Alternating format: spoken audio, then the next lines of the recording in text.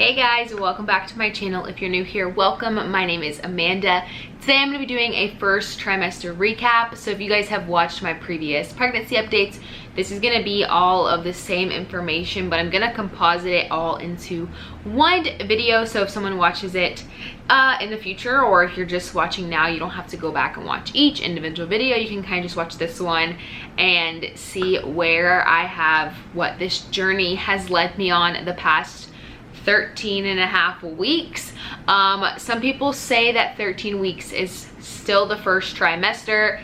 Some people say that the beginning of 13 weeks is the second trimester. So wherever you stand on that, I decided to just kind of do it like smack in the middle to make both happy mediums. My doctor still said I'm in the first trimester, so up until 14 weeks. So I still have a couple days in the first trimester, but I don't think anything major will happen within the next 4 or 5 days. But if it does, you guys will know about it sooner or later. So let's go ahead and get right into the video.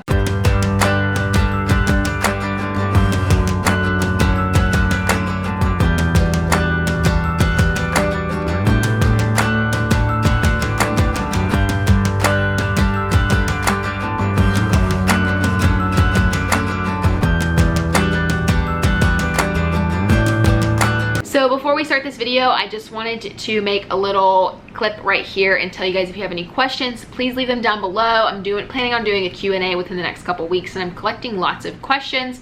So if you guys have any questions that you guys have, or anything about anything, I'm not putting a topic on it. If you want to know about when we got married, anything relationship-wise, military-wise, dogs-wise, baby-wise, anything you want to know, past or anything, please leave them down below and we'll be happy to answer them, me and Mauricio included. So if you have a question for him, feel free to leave it down below, and let's go ahead and get right into the planned program. All right, so I want to start off with when I found out I was pregnant. So we were actively trying, so this was not like a surprise baby. This was very much a planned baby, and we found out July 20th of 2020, and I was 8 days past ovulation.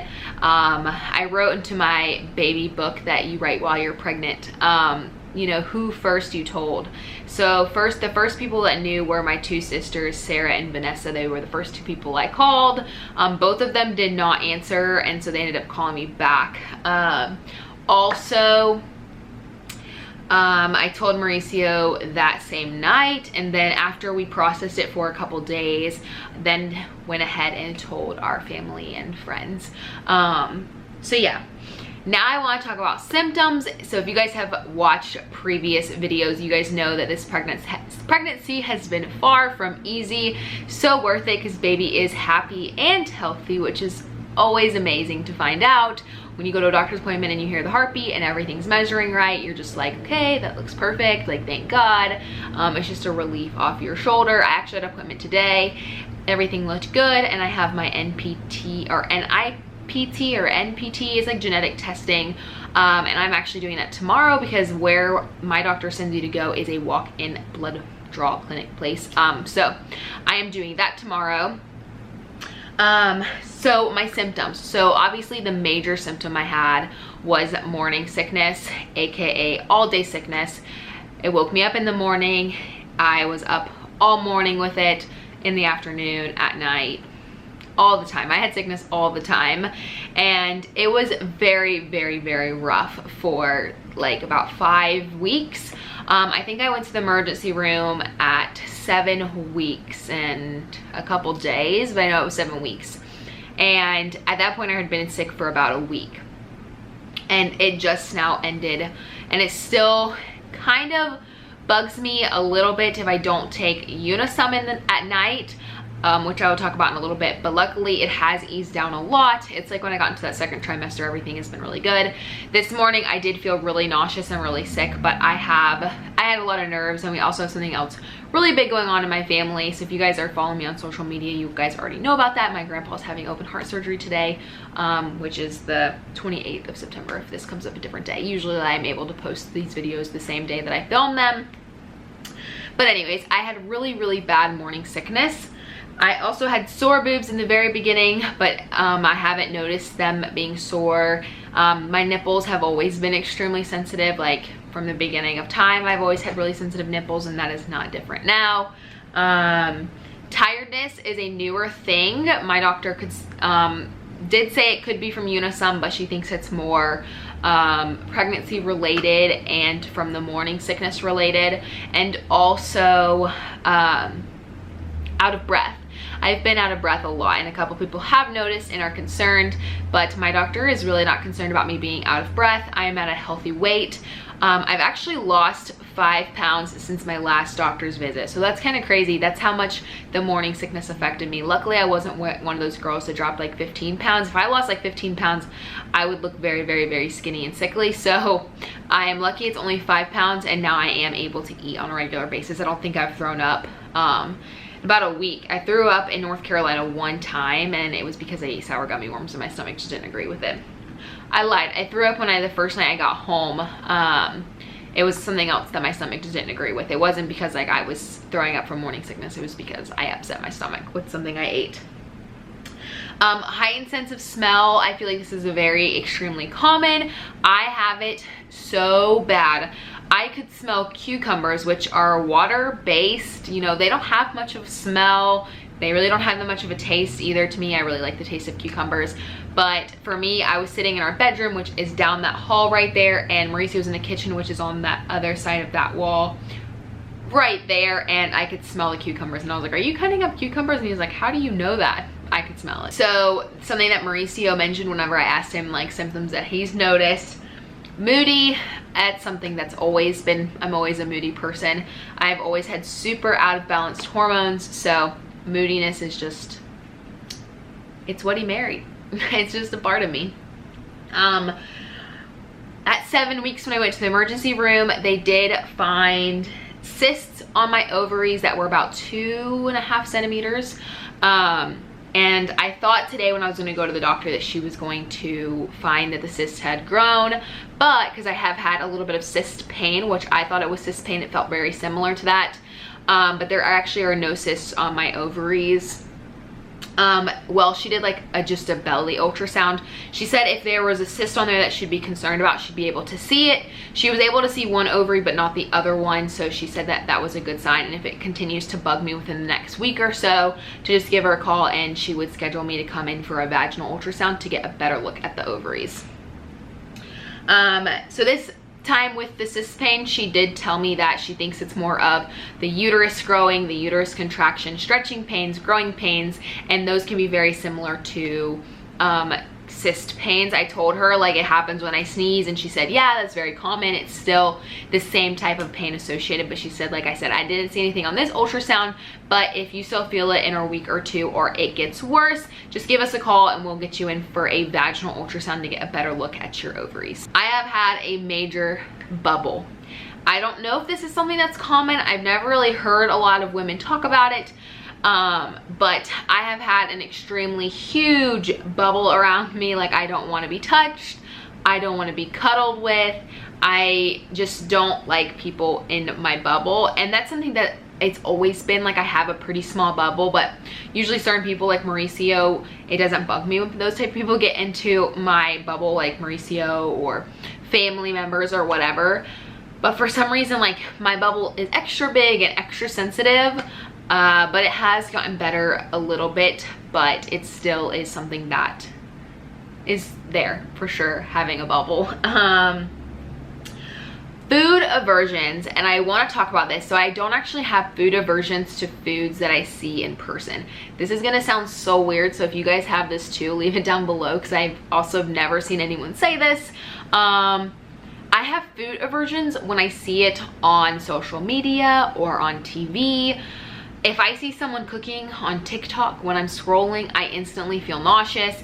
If Mauricio, and he loves to watch cooking shows, and usually I just watch them and I enjoy them. It's not like I don't enjoy them, but lately he was watching like this barbecue masters on Netflix that just came out, and I could not watch it. Like, the raw meat and all the food, I just couldn't. So TikTok, Instagram, all those things, I had to unfollow all the food accounts that I followed on Instagram because it just made me really sick. But I never felt sick to actual foods like in person, except for morning sickness, but the food aversions were only like virtual, which was super weird to me. and I don't understand that. But if you guys have a similar experience, definitely leave it down below for me, because I would be interested in hearing your experience with it. The last thing I want to talk about, which is something I've noticed more recently, and also I've always had very vivid dreams, but here recently I've had very, I don't know, just like anxious dreams. I talked about this in one of my videos, I don't know which video it was, where I talked about that I had a dream that gave me an anxious feeling, and it actually caused me to wake up and feel anxious. I have had that multiple nights in a row, and it's continued. So it's something that I actually have noticed more as I've gotten more pregnant than just like early in pregnancy. And they are weird dreams, and they are usually associated to real life, but in like strange, twisted ways.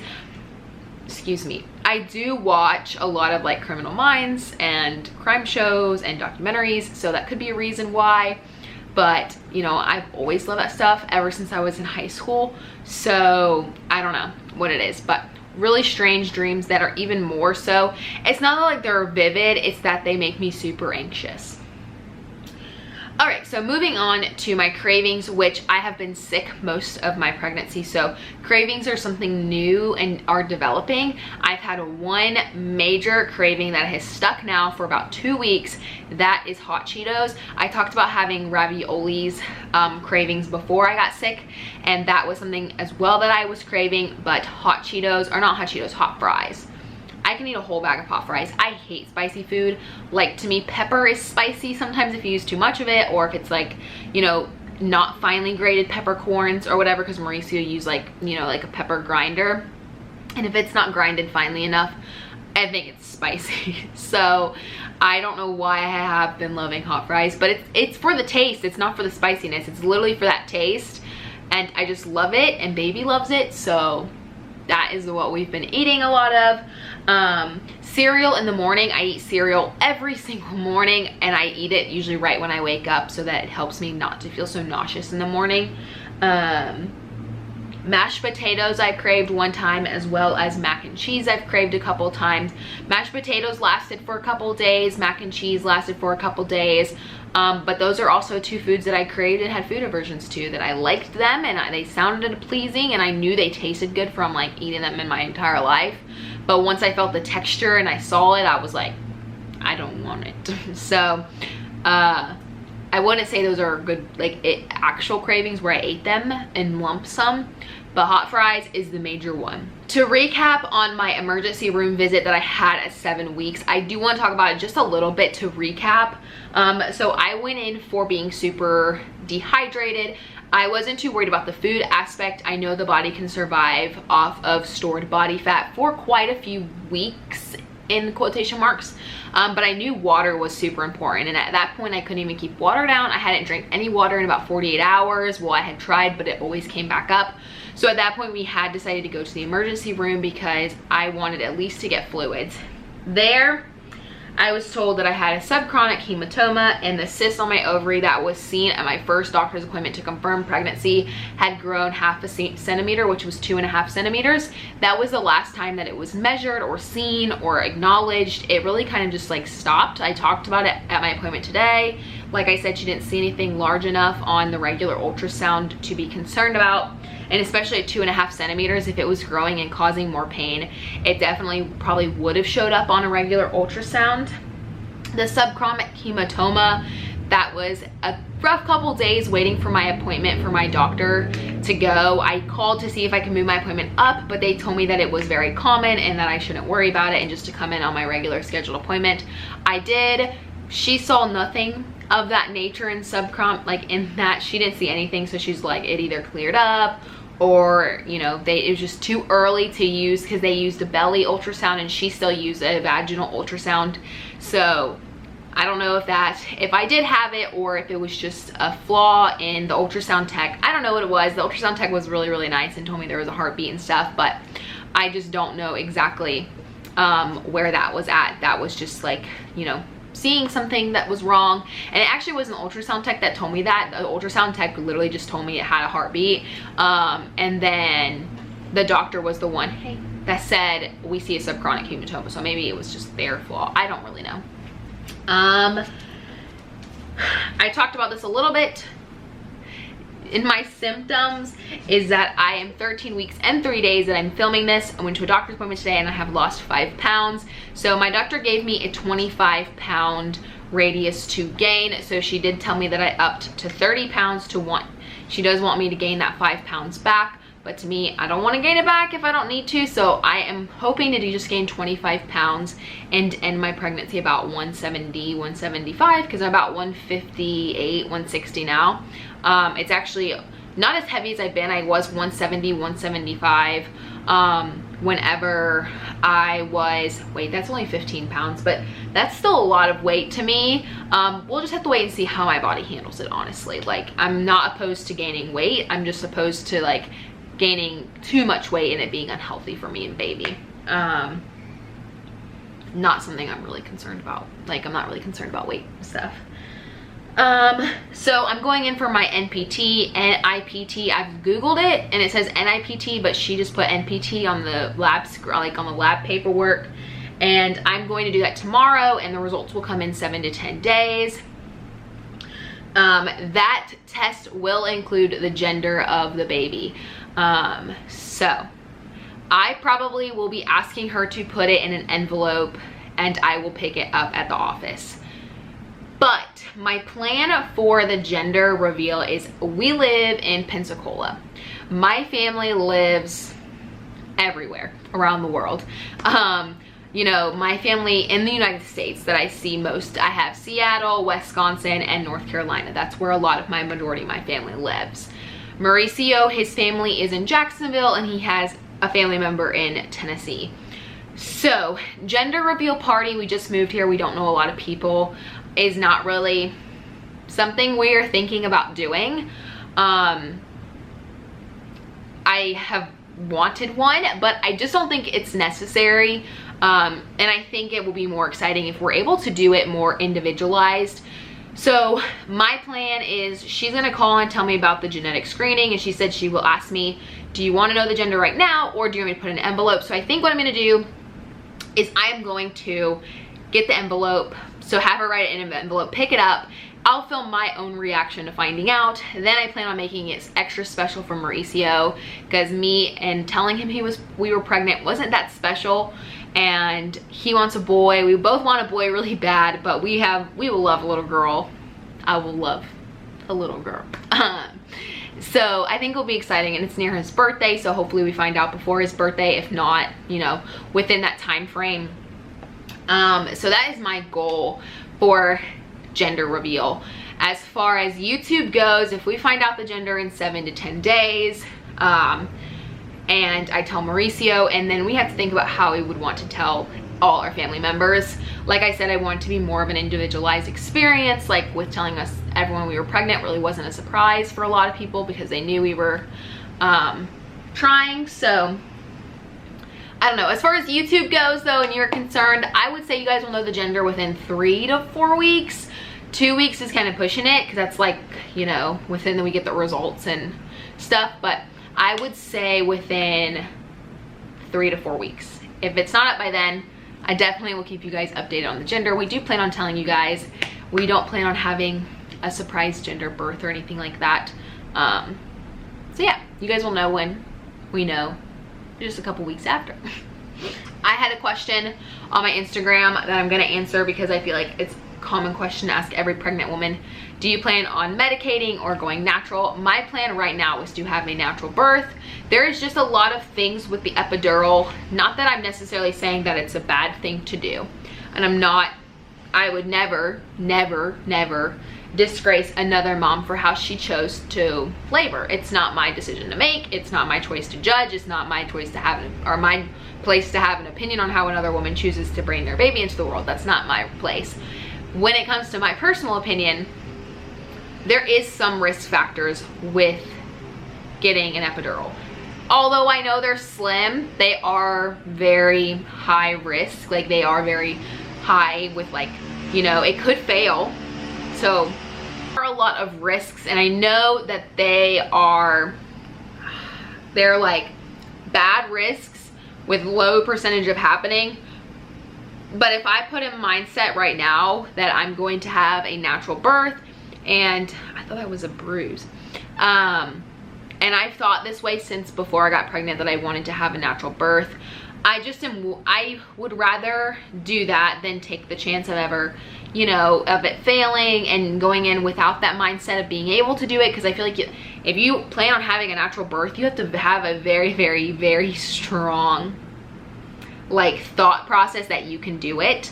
I've heard that people do get the epidural and they don't feel a thing. So if you go in thinking that, or have had that, and then the epidural fails, you're screwed. Like, your head is gonna be like, I can't do it, I can't do it. So for me, it's like mentally preparing myself now for it, and it's just something I don't want to do. I've always been a super, like, natural person. I don't like to put a lot of medicine in my body if I don't have to, and I just really don't want it if I don't need it. Obviously, if a C-section is necessary or needed, then medication is obviously required. But for right now, I just want to do a natural birth. It could change once we get closer to the baby being due. One baby, that's it. To finish up this video, I have another appointment scheduled in 4 weeks, so I'll be 17 weeks and 3 days. A lot of my appointments fall on Monday. I like to schedule them on Monday in the morning.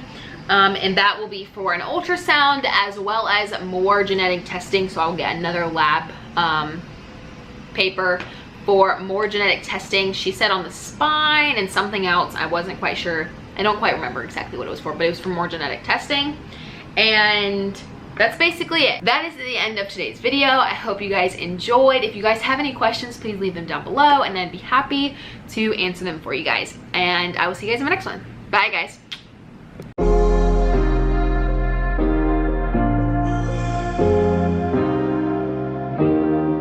Keep thinking that I could have done something, but now I'm left